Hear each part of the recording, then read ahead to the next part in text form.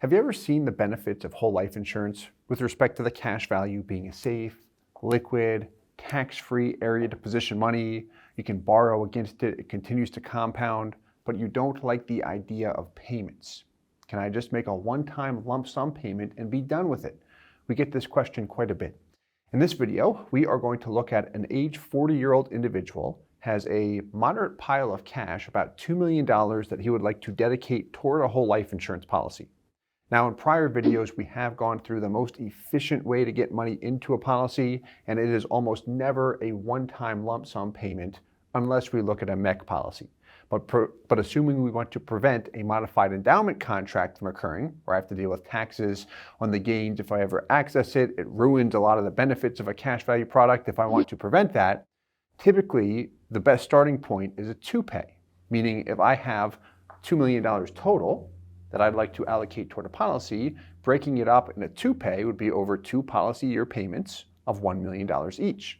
Now, what you can do with these types of strategies, take 2 payments of $1 million, is depending on your age and when your date of birth is, you may be able to backdate the policy, where often with a two-pay strategy, we can get 2 payments in, so the first year's premium payment and PUA payment $1 million in, and then 6 months later, we can make the second year payment. So we can often be creative when it comes to backdating a policy, getting funding into the policy faster. Depends on my age and such. I would check out our backdating video for full details on that.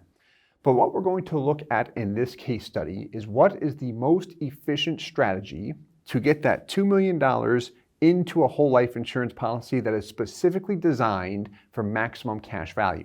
Now, we've got a 2-pay, 4-pay, 7-pay, and 10-pay. We're going to look at a 10-pay policy, which has the strongest internal rate of return, in this particular case, with MassMutual. So their 10-pay policy does produce strong internal rates of return when we look at it, particularly on a non-guaranteed basis. The guarantees sometimes tell a little bit different story, but we're going to focus just on the present dividend rate in this video, and I'll add some additional context for awareness too. But with these different scenarios, the 10-pay is as long as we can pay into it. 10 years total, $2 million divided by 10 comes out to $200,000 per year. 2-pay, I'm condensing that payment of $2 million into 2 payments of $1 million each, and then I still have a premium due beginning year 3, but I'm not paying it. So the policy has to pay for itself through dividends and interest, and I can execute that reduced paid up in policy year 8. We've had some recent content where we go through the differences between a premium offset and reduced paid up option. But then we're going to look at a 4-pay, a 7-pay if I fund right up to the MEC limit for 7 years and then stop. It'll be interesting to see this. Now, if I'm making these large payments at age 40 with a 10/90 split, what does that mean? When I design a policy, I have to play the game, call it, and I have to know the rules of the game. One, regarding policy design, my money can go toward the insurance premium or the PUA component. 10/90, a 10% minimum premium, is as low as MassMutual as a company will allow a policyholder to push their premium down. If we go lower than that, right on the software, you get a warning message stating this case design has a total premium that exceeds 10x the base premium and will not be approved for sale. So we maximize everything based on the limits that MassMutual offers. And then we have the IRS. Total death benefit has a direct relationship to the MEC limit. Check out any of our policy design videos where we walk through that. So, point here is if we have a 10% premium with a 10-pay product, how that works is if I have a $100,000 base premium, I'd have a MEC limit of about $100,000, a little bit more. That means I am going to need a giant term insurance rider to raise that MEC limit. So we're going to go through the cost of the term rider here as well, just because it is good to provide additional transparency to know what percentage of money needs to go toward the term rider in this particular case. Term riders, just to give you a little bit of info, the 2-pay and 4-pay will be the best performing policies based on his age of 40. If he was older, that might not be the case, but just to kind of jump to one conclusion, just because I've already prepared the numbers and knew it beforehand, the 2-pay and the 4-pay produce the strongest results. Look at the size of the term riders here, which must remain on the policy for at least 7 years. So in the 2-pay, over $11 million in term insurance, a giant term rider. Does this make sense? Or maybe it makes sense to go with the higher base premium and lower term rider. Well, when you actually put it into perspective and look at the term rider costs and such, where's your money going? Premium, PUA, throw a term rider in there as well. A term rider can be considered premium. It is a term premium. But where is the money going? Here's the percentages you'll see when we actually break it down. The base premium will be at a clean 10%. Then the term insurance rider, for example, 40-year-old male with an $11+ million term insurance rider, it'll be about 1%. It comes out to about 1.3% to be precise of his total payment. And the ratios are equal from policy to policy. The same is true with the 4-pay. If we looked at the other examples, it would be the same thing too. But that's the actual percentage of his payment going toward a term policy. And this is MassMutual's renewable term insurance rider, which is not a 1-year term rider. So in this particular case, with a renewable term rider, it starts out higher, but while it has the word renewable term rider in it, it is level for the first 10 years based on their non-guaranteed charges, which have been the case since they've issued it, to my knowledge, in 2020. When I say issued it, the level term premium for the first 10 years. That all gives us a total payment of 100%. So let's look at some numbers, shall we? So if you're considering this, right, if you've got a lump sum of money and you say, I want to get a lump sum into the policy, what's the most efficient strategy? Often we feel, hey, can I just give you a check up front, be done with it? You can, but a 1-pay is almost never the most efficient strategy. Depending on your age, results will vary. At age 40, a 2-pay based on the present dividend interest rate looks pretty darn good, especially long term. However, I would lean toward a 4-pay, a 3-pay, or a 4-pay personally, especially in the event dividend rates come down a little bit, especially with a 10-pay product. We can provide more info on that or reach out if you have questions, but you will see favorable results based on everything right now. However, there's some of the unseen that we just want awareness on as we build these policies out, just to make sure everything's set up properly and we get the most out of our money. But here we've got a 2-pay, 4-pay, 7-pay, and also 10-pay. That's the funding period. Same net out of pocket, total of $2 million going in. If we look at year 10 here, 2-pay, 2.587, 4-pay, 2.620. At the year 10 mark, we see that spreading the funds out actually make a bit more sense. I'm going to go through exactly why in an illustration in the next spreadsheet as well. But then we progress over, we actually see that the 7-pay and 10-pay produce the least amount of cash value and death benefit long term. Interesting, isn't it? Really has to do with how quickly can I get money in that goes to work for me and still balance out the actual insurance expenses, the premium piece and the term piece. Granted, it is low. So let's take a look here. I'm going to pull this up, but before we go through this, let's validate it quick because the 2-pay and 4-pay were the most efficient. So what we've got here, 10-pay policy, $1 million total going in. Here we go. There's the 1 million, years 1 and 2. Where's the money going? There's our premium, $100,000. Renewable term rider, level for the first 10 years. I'll show you how that works as well in a second. But there's the dollar amount, $11.1 million, and there's the cost.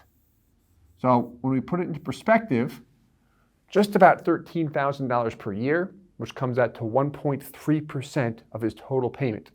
If we made this $100,000 per year, ratios will all be consistent. You would see that about $1,300. We'd literally just remove a zero, just about that, minus a couple basis points. But here's what I want to hit on. So, our last part, most important piece, there's the AILR piece, scheduled AILR, additional life insurance rider, which is their paid up additions rider. So as we look at this guy, the breakdown as to where the money's going, there's your total death benefit, $14.5 million. That's important because of this guy. What do we see on the bottom right-hand corner over here? MEC limit, just over $1 million, which means we solved for the minimum amount of life insurance in order to be able to pay up to $1 million per year. And we're funding it less than 7 years, so we do not need to overinflate the MEC limit in this particular example. So going back, here's what I want to hit on. Look at your surrenders, annual surrender column. Years 1 and 2, you get the $1 million in. That's your actual payment. Now, years 3, 4, 5, 6, 7, we see this annual surrender of almost $113,000. And I've got to scroll up a little bit here just to capture everything. There we go. For full transparency and ease of understanding. There's your term rider. There's your premium. Add those two figures up. Look what you get here. So where we mentioned that that term rider is level for the first 10 years here, and we see after year 7, nothing. We'll see it on the next page. We executed a reduced paid up option to eliminate the premium and term rider altogether. But what this guy represents right here is the premium plus the term cost that is still due, but I am not paying it. What's happening is the policy is going to pay the premium through dividends and interest, so the surplus piece and the guaranteed piece, which here, this represents just the surplus piece. The guaranteed rate is not included. And then, if the premium exceeds the dividends and interest, what will happen is the policy will surrender some of the existing paid up additions, cash value that has accumulated over time. That's why I see my paid up additions rider column go down a little bit. Technical stuff. Let us know if you have more questions on that. In any event, here's my money column and my death benefit column for that matter. Year 1, paid in $1 million, I've got just about $900,000.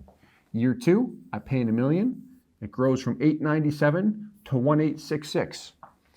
If I earned 0%, it would grow to $1.897, but it's $1.866. Still have a negative hit. Early years, the worst years about a life insurance policy. Crossover point, year 4. Dividend rate comes down with a 2-pay like this, it's not happening in year 4. It'll get pushed out to year 5. But if things stay exactly where they are right now, I will see it hit year 4. I don't know if that's necessarily likely in my opinion, but there we go. And then the next page, reduced paid up, here we are. Cash value continues to accrue over time. Along with the death benefit, you will see a steep drop in death benefit when we execute the reduced paid up option. So it is something we want to consider when we initially design the policy. See what our objectives are and if we're comfortable with that. And even if we qualify for the total death benefit we see in this particular example, just based on a company's income guidelines. Then we've got the 4-pay. So exact same thing here when we look at the breakdown as to where the money's going. Premium, there's our term cost, comes out to the same 1.3% of the total payment of $500K per year for 4 years. 3-pay would have been a good example to look at that. We would look at in this case, that'll likely produce the strongest results, but that's okay. The purpose of this exercise is really just to show you that you want to look at options when it comes to lump sum funding scenarios. There's the 500 over 4 years. There's your break even, almost identical to the 2-pay. Interesting, isn't it? But then after that, things are going to start to pull ahead with this option compared to the 2-pay scenario. And the reason why is over here, we've got a surrender of $56,000 and change, as opposed to the last example, it was about double that, 112. So again, that is what I like to refer to as drag on the policy.